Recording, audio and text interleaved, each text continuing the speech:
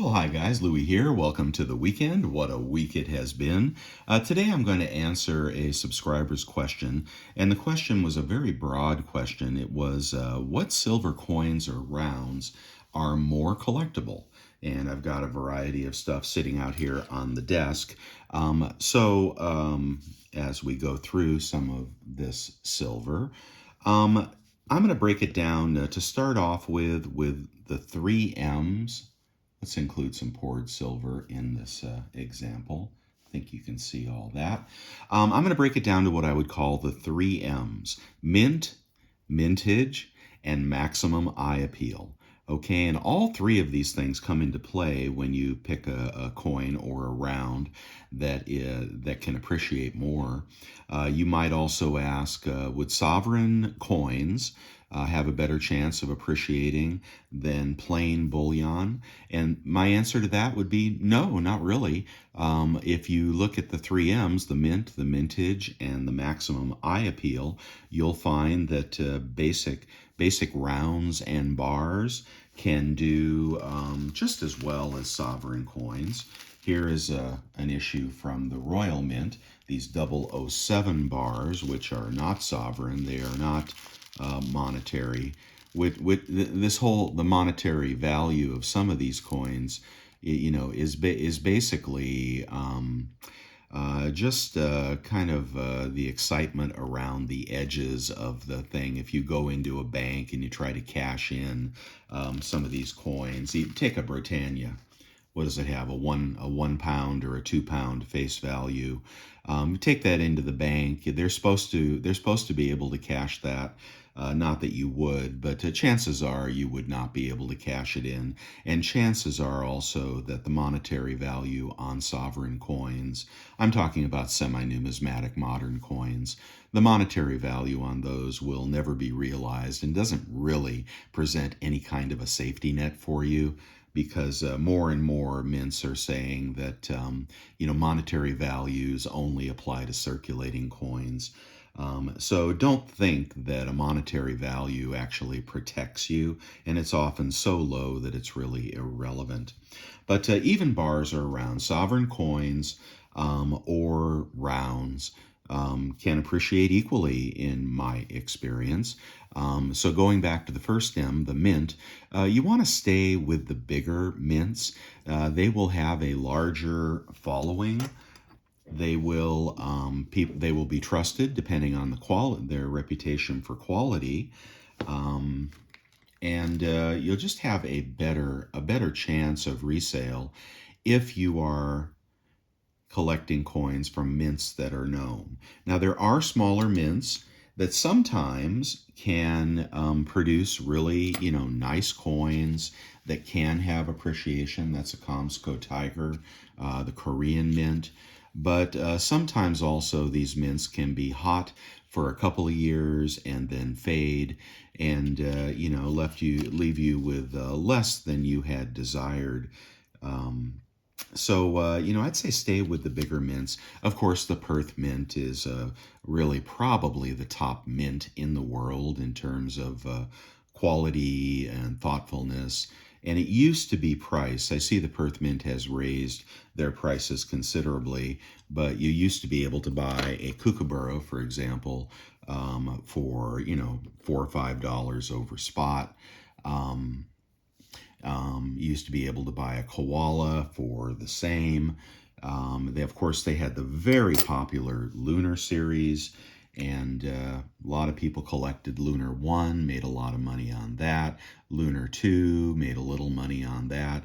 I don't even know if Lunar 3 is a thing, but the Perth Mint is really number one.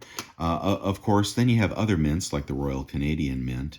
The Royal Canadian Mint would have, let's find one here. Here's one. So Royal Canadian Mint ruined its reputation years ago by turning a blind eye to milk spotting. So that's why you'll see some of these rounds that a lot of people collected in the thousands. This is a wildlife series. This is probably the cougar. But they have these milk spotting issues, so it kind of dropped their status in the world. Other mints, of course, you've got New Zealand mint, you've got the United States mint, I said the Royal Canadian mint, you've got the Royal British mint, which I showed you, Britannia. Here is another product of, it's a Perth mint, right? Perth mint kangaroo. Also prone to spotting, unfortunately, because these are just pure bullion and are very close to spot. So if you stay with larger mints, it's not that a smaller mint can't do well, but often the bigger mints are going to have more of a following.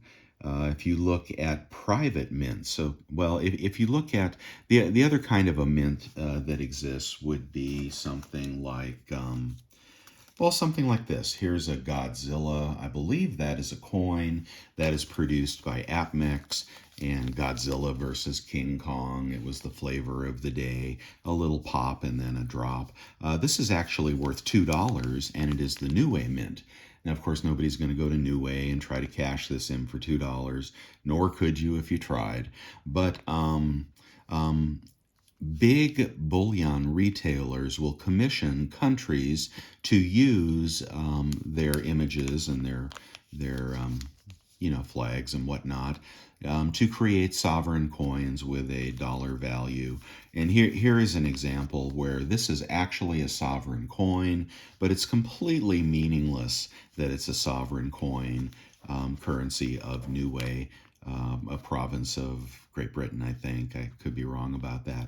Didn't matter. So you see a lot of these little one-off offerings from the big bullion houses that are sovereign, but they're secondary sovereigns. They're from countries that, really there's no value to this being a sovereign coin.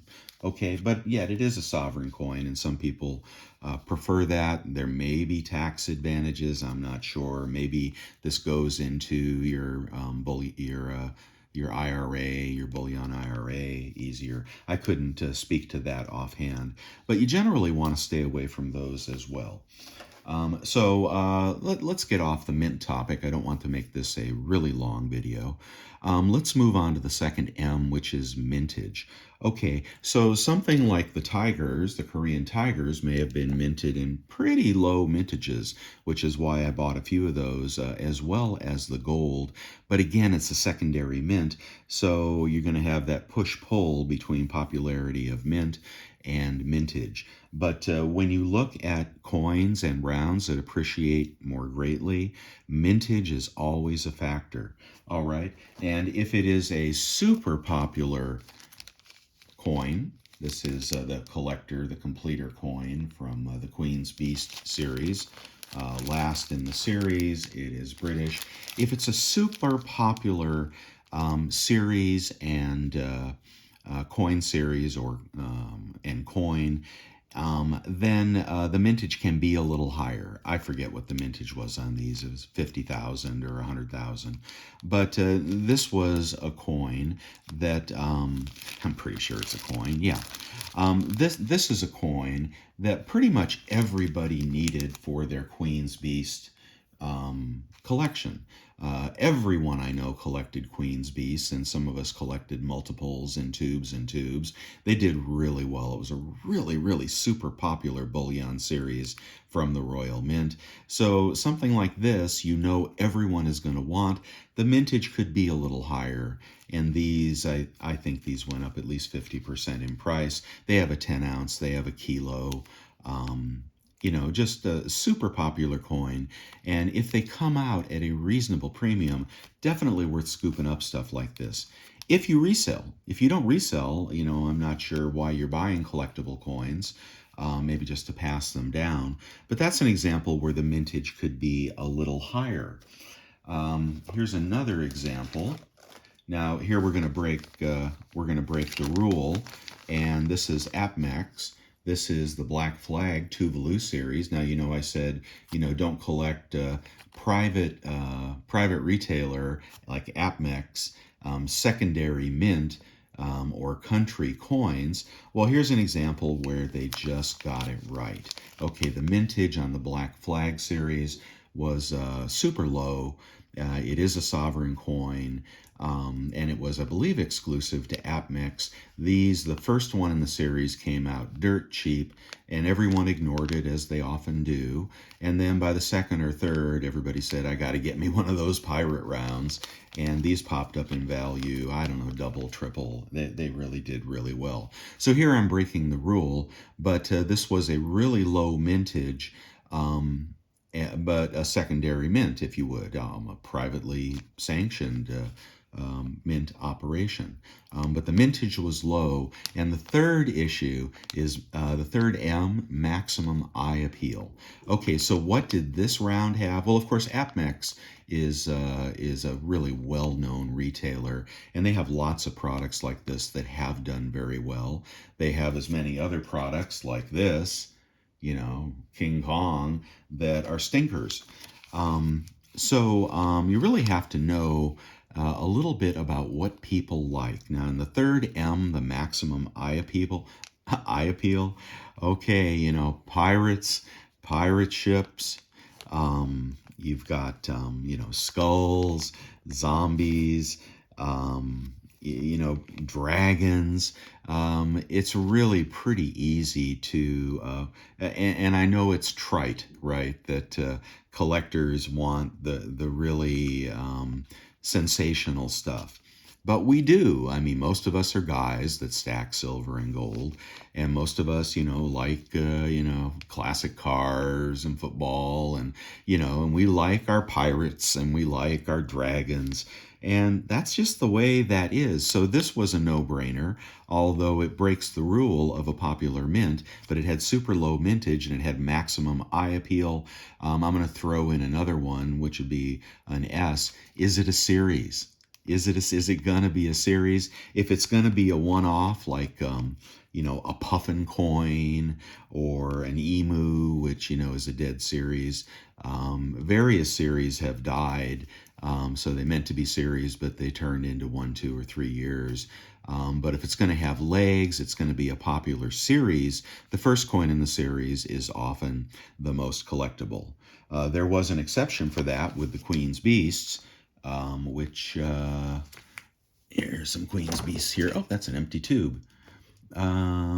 With the Queen's Beast, well, I'm not going to dig for it, but a British coin.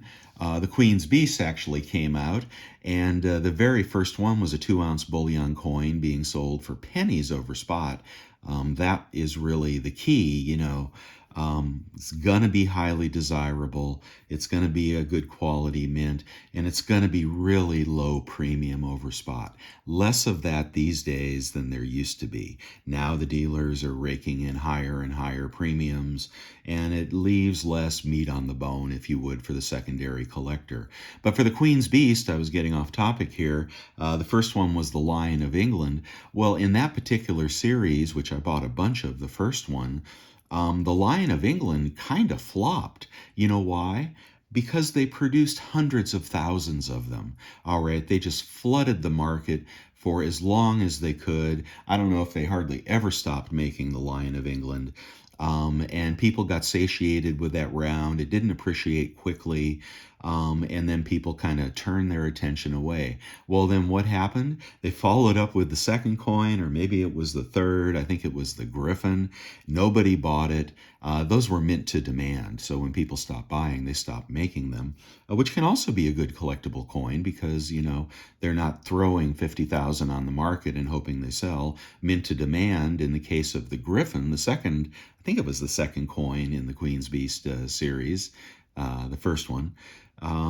Super, super popular now, but unpopular then, right? So nobody bought it. The mintage was low. That, I believe, is the most popular coin in the Queen's Beast series. All right, so you see the nuance there, and that's how even a seasoned collector can kind of get stung. I bought a lot of the first one, and like everybody else, I didn't pay attention to the second one. It was the second one that caught on. We have the mint, the mintage, the maximum eye appeal, and then we've also got low premiums coming in the door is always a winner.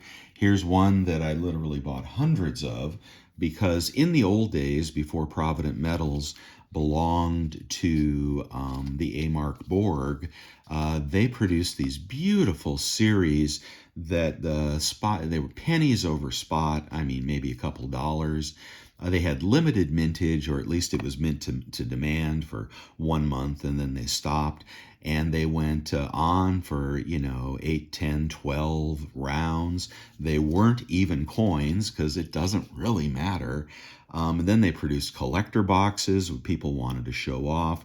I think their first big hit was Zombucks, and you know what those sell for today, especially a whole collection. Their next big hit was the Dragons, the World of Dragons. And this is one of the first ones, the Aztec Dragon. These have 50% markup, 100% markup, I'm not sure. So if silver was 14 when these came out and you paid 16 and you got a monster box of them, you could sell these any day of the week, and you could also probably sell them to a dealer. Not at that price, though. So there's a good example of a mint that used to do it right, was really popular. Of course, they were obliterated by the big guys and taken over. Now they do virtually nothing. And that's a shame. I really miss Provident Mint because I made a lot of money off Provident Mint, just to be, mercenary about it. Here's another coin that came out. The Krugerrand, right? I remember when these first came out, everybody was hot on them. But the mintage was huge. It was $1 million, I believe, for the first Krugerrand, and everybody had been waiting, 20, 30 years to get one. And the mintage was huge, and the premiums were huge. And then you found out they were shitty at minting coins, and they milk spot. So gigantic dud, guys. 1 million of them.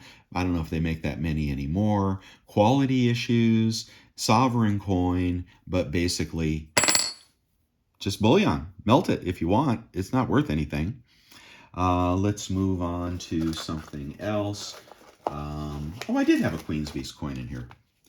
There's the Unicorn of Scotland. This one is toning up a little bit. What a great series. Will the second series do well? The Queen's Beast 2? I don't know, probably. If they step up their designs. I'm not crazy about their designs so far. We got some wedge-tail eagles in here, some more black flag. So we could again do bars like this. Sometimes a bar is just such a good idea that even in higher mintages, there's a lot of collectors of 007, just like there are a lot of collectors of The Simpsons, for example. But these 007 bars, the first one was the Barn Burner. Perhaps the mintage was lower on these, although I don't think they disclosed mintage. But unfortunately, when the second bar coin, whatever it is, came out, they raised the price considerably. I think spot was up and premiums were up when I bought these. So I kind of got hosed on these, and now I'm just waiting for to recoup on the got I don't know, at least 100 ounces of those. So we've got the mint, the mintage, the maximum eye appeal. Of course, now we've got the Q, the quality issues. All right, what mints are uncollectible? Well, here's the Arctic Fox. Notice another, pardon the light. Notice again that we've got quality issues. Look at that. That looks like that was sitting, on somebody's bathroom floor for a year. The older Canadian coins prior to Mint Shield, prior to them actually listening to their customers and stepping up their minting process, the older coins, they're probably going to milk spot, especially if they haven't been sealed and temperature controlled and so forth. So if you get a deal on a monster box of 1.5 ounce Arctic Wolves from 2015 or the 2014, you're going to want to look at every single round because chances are they have milk spotted, just like the old maple leaves, milk spotted all the time. The new ones, they've got a handle on it, but they kind of lost the collector market due to quality issues. British Royal Mint, also Britannia's will spot. And what a shame, because glorious, beautiful coin, ingenious, well struck, beautiful. But you can expect, I don't know, 5 Britannias out of a tube of 20 or 25 to spot. The retailers are not going to pay you a premium for a spotted coin. That's partly why the premiums are so low on these. That's partly why the premiums are so low on the kangaroos. So there you go. Something like a buffalo has unlimited mintage. They're ubiquitous. That's always going to be melt. All right. Something I bought, again, this is kind of a story collection, and I'm not going to go on forever with my stories because I could. But this is Elemental Mint, one of the most infamous and dastardly mints of its day, a private mint that produced the most beautiful bullion you have ever seen anytime they produce something. I believe that Elemental Mint had the Privateer series, which again, it was a 2-ounce round pirates, right? And fairly low mintage on those. Absolutely spectacular returns. Let me see if I have one. Let me see if I have one. Of course, I sell them. If a coin doubles in value, I don't hang on to it forever unless I'm just being lazy. I'm not going to lay my hands on it. But if you ever see like, the White Whale, the Privateer series, the 2-ounce series, pick those up if you get them at a good price, because they are spectacularly appreciated. So the quality was there for Elemental Mint, and the ingenuity was there to make things that were attractive and collectible in lower mintages. These guys were busted along with several others. I wish my light was a little better. Along with several others for plundering the rainforest, right? And illegally bringing gold and probably silver as well into America through the black market. That could be why gold was so cheap for a long time. I mean, they brought a lot. They and others, Republic Metals Corporation, and mostly Elemental, I believe. They brought a ton of gold in that was illegally mined from the rainforest, and just fouling the streams and waters, likely, possibly making indigenous people sick. It was a horrible story. They went out of business as a result in that formation. Of course, all the big wigs from that company just moved over to another bullion company, and they're bigger and richer than ever before. But Elemental stopped producing, and when they did, I picked up some of their silver as a novelty collector piece. But why wouldn't it be beautiful? Probably comes from the rainforest. Okay, that's all I'll say about that. I have a video on that if you really want to know the details. It's absolutely disgusting. The underbelly of the precious metals market is, I don't know, you may not want to go there, because the more you find out, the more you may not want to participate with some of these bullion companies. But anyway, we're in here to stack silver and gold, and hopefully you can make some money, turn it over, increase the size of your stack. Okay, this is Chris Dwayne, Silver Gold, Silver Shield. Epic rise, epic profitability on these limited mintage rounds. He had hundreds of them, a new one every week. That's a good tip. If somebody is making a new round every week, right, and telling you buy this one, buy that one, there's only 90 of these, there's only 100 of those, there's only a couple hundred of these, there's an exotic version that costs $40 an ounce, etc., run. That was hot for a little while, and if you bought them and flipped them quickly, you likely made a lot of money. But now they're dead in the water. because he's not promoting much anymore, if at all. And, they're just going to go down in history.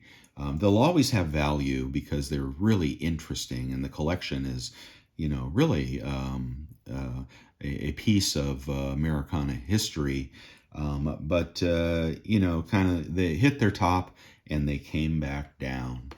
All right, what else do we got in here? Of course, there are other things you can pick up, like collectible bars, poured silver, these little guys here, these little A-Mark bars. This is back when A-Mark was A-Mark, the real A-Mark from the old days.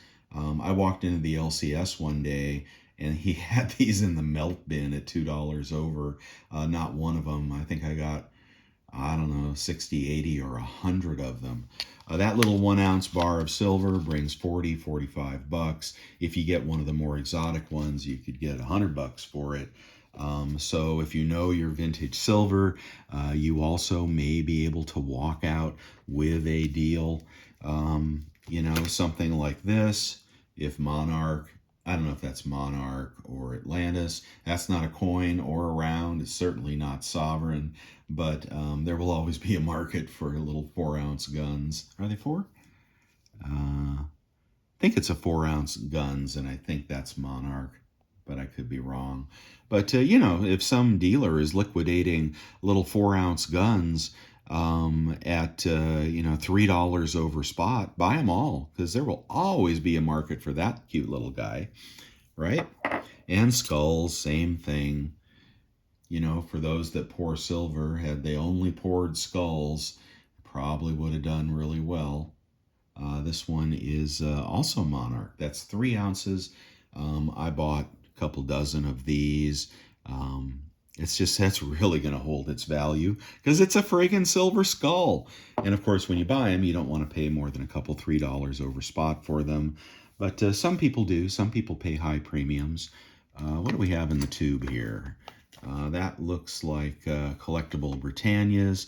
Again, if you get a year of a Britannia, the old ones, they had changing designs every year. So, that's fantastic. And that one there is a restrike of one of the first Britannias called the Charioteer. Super, super good value.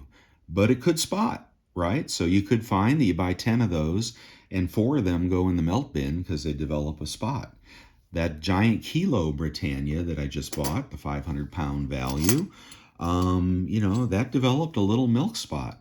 So what did I do? I sold it. Made a profit, but, not the $500 profit I was hoping for. I made a $200 profit because I do not want spotted silver in my collection. Okay, just don't want it. Let's see what else we got in here. All right, well, I'm getting long in the tooth, running out of things to say. So just to recap, boy, I'm sure I have totally confused you at this point. But first of all, if you can't resell, like if you're passing it down to your kids, okay, that's great. But if you're buying collectible coins for premium appreciation and you never resell in the retail market, don't do that. Right? You stick to bullion because, your LCS is going to pay you spot. This dragon, this one here, this black flag, whatever, $60 coin, they're going to pay you spot. All right? These 007 bars, they're going to pay you spot. This skull, they won't even buy it, right? They don't generally buy poured silver, or they'll pay you $1 back of spot. So if you're not going to sell retail or sell peer-to-peer, or don't plan to in the future, don't buy collectible things. If you buy collectible things that are really close to spot, $2, $3 over, like these Provident dragons, then you can collect and stack. And if you sell it, great, down the road. If you don't sell it, it's still silver weight. But once you've decided to collect, then do look at what mint you're buying for. Look at the mintage of the round compared to other years and other mints and other coins. See if it has maximum eye appeal. And, just because you're into whatever, dogs or snowmen. I think I have a snowman coin here. Don't assume the rest of the world is into dogs and snowmen and furry kittens and things like that. Those flop, right? It's got to have a little bit of a cut to it. Maximum eye appeal. We talked about the quality. Watch out for the spots. Don't collect anything that spots, or if you do, buy it and sell it, and or seal it and keep it temperature controlled, and just keep your wits about you. But for the most part, just buy silver. Buy silver. Keep it close to spot, and use some of those tricks I have given you. All right, guys. In terms of the market, we have dipped down another 50 cents. We're sitting at 22. It looks like it wants to go lower, but the GSR is at 84.5, I believe. Okay, it is time again to trade gold for silver. And in the end, if you'll work with me here, the one with the most ounces wins. All right. So the prices can fluctuate up and down. Gold may be headed lower. Maybe it'll have a 17 handle. I don't know. GSR at 84 says trade your gold for silver. And if you can do so at low premiums, I'm buying some coins right now from Vermilion, trading out gold wherever they pay the most, and that may be online, right? Or it may be something that is semi-collectible that you need to get rid of and get back into low premium silver. And I gotta say, the Eagles are looking better. Vermilion is charging $6.50 over on Eagles. I checked with him on his shipping costs for 4 tubes of Eagles. It's $13. Okay, so you can even consider Eagles again at that price. But good time to trade out of gold and into silver. You saw me trade out of silver, when the GSR was much lower. Now it's much higher. I don't think the GSR goes over 85. But I could be wrong, and we could have a liquidity dip. But if I was buying anything, I'd be buying silver, and I am. I'll have a couple of kilos to show you maybe next week. And I'd be trading out of gold and into silver, high premium gold, especially, if you've got something that brings a premium. I would get rid of it now and get yourself into some low premium silver. Premiums haven't been this low in years, and spot is declining. You want to buy on the way down. Not at the bottom. Once you hit kind of the obvious bottom, everything disappears. So what I would encourage you, as I did last week, put your money in 3 piles. Buy a little today, buy a little next week, buy a little the week over, or buy when there is a dip. But don't forget to buy silver. Okay, if you're waiting for $20, 22 is pretty damn close to 20, and maybe you'll see 21. Maybe those premiums will stay low. Seems like there's a lot of silver that retailers want to get rid of, and the good stuff is coming out, guys. If you like bullion, the Royal Canadian bars, the Perth Mint bars, Sunshine Mint bars. I'm looking for Engelhard bars if they get into the 20s.